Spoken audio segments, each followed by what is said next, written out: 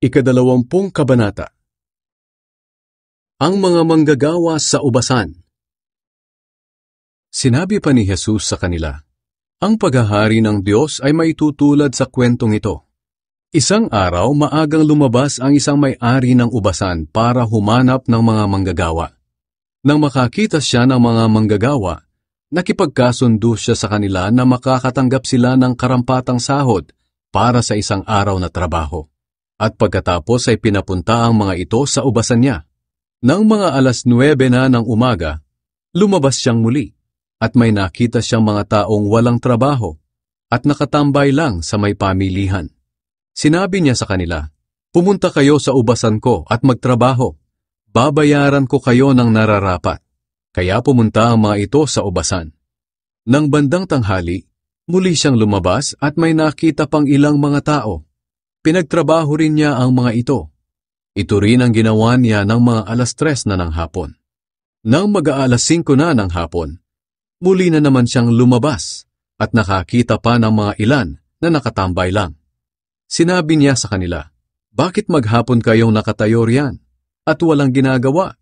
Sumagot sila, dahil wala naman pong nagbigay sa amin ng trabaho. Sinabi niya sa kanila, pumunta kayo sa ubasan ko at magtrabaho. Nang magtatakip silim na, sinabi ng may-ari sa kanyang katiwala, tawagin mo na ang mga manggagawa at bigyan ng sahod. Unahin mo ang mga huling nagtrabaho hanggang sa mga unang nagtrabaho.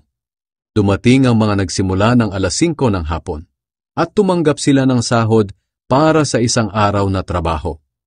Nang dumating na ang mga naunang nagtrabaho, inakala nilang tatanggap sila ng higit kaysa sa mga huling nagtrabaho. Pero tumanggap din sila ng ganoon ding halaga. Pagkatanggap nila ng sahod, nagreklamo sila sa may-ari ng ubasan. Sinabi nila, ang mga huling dumating ay 1 oras lang nagtrabaho, samantalang kami ay nagtrabaho ng buong araw at nagtiis ng init, pero pareho lang ang sahod namin. Sinagot ng may-ari ang isa sa kanila, kaibigan, hindi kita dinadaya. Hindi ba't nagkasundo tayo na bibigyan kita ng sahod para sa isang araw na trabaho? Kaya tanggapin mo na ang sahod mo at umuwi ka na. Desisyon ko na bigyan ng parehong sahod ang mga huling nagtrabaho.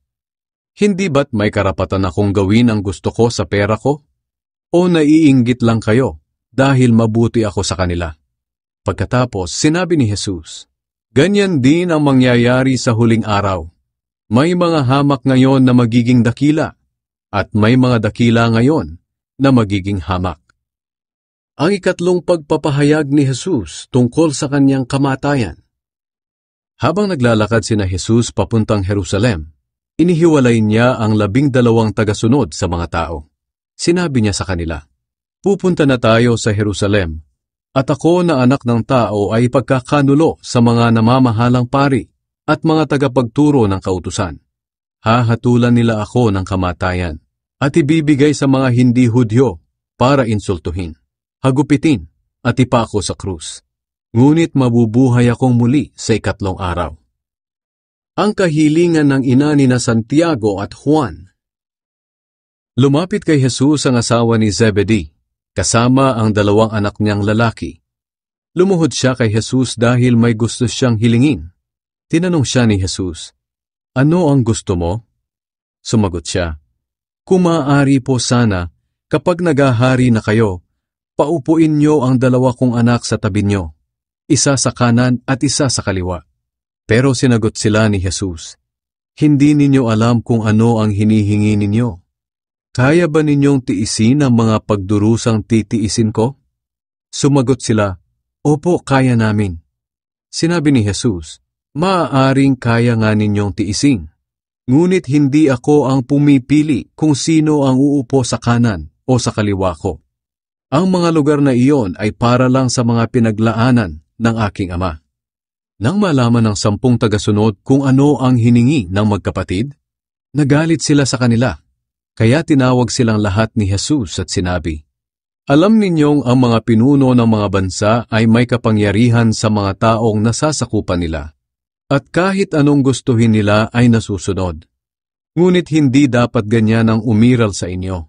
Sa halip ang sino man sa inyo na gustong maging dakila ay dapat maging lingkod ninyo. At ang sino man sa inyo na gustong maging pinuno ay dapat maging alipin ninyo. Maging ako na anak ng tao ay naparito sa mundo, hindi upang paglingkuran, kundi upang maglingkod at magbigay ng aking buhay para maligtas ang maraming tao. Pinagaling ni Jesus ang 2 bulag. Nang papaalis na sa Jericho si Jesus at ang mga tagasunod niya, sinundan sila ng napakaraming tao. Samantala, may 2 bulag doon na nakaupo sa tabi ng daan. Nang marinig nilang dumaraan si Jesus, sumigaw sila, "Panginoon, anak ni David, maawa po kayo sa amin." Pero sinaway sila ng mga tao at pinagsabihang manahimik. Ngunit lalo pa nilang nilakasan ang kanilang pagsigaw, "Panginoon, anak ni David, maawa po kayo sa amin." Tumigil si Jesus, tinawag sila at tinanong, "Ano ang gusto ninyong gawin ko sa inyo?" Sumagot sila, "Panginoon, gusto po naming makakita." Naawa si Jesus sa kanila, kaya hinipon niya ang kanilang mga mata. Agad silang nakakita at sumunod kay Jesus.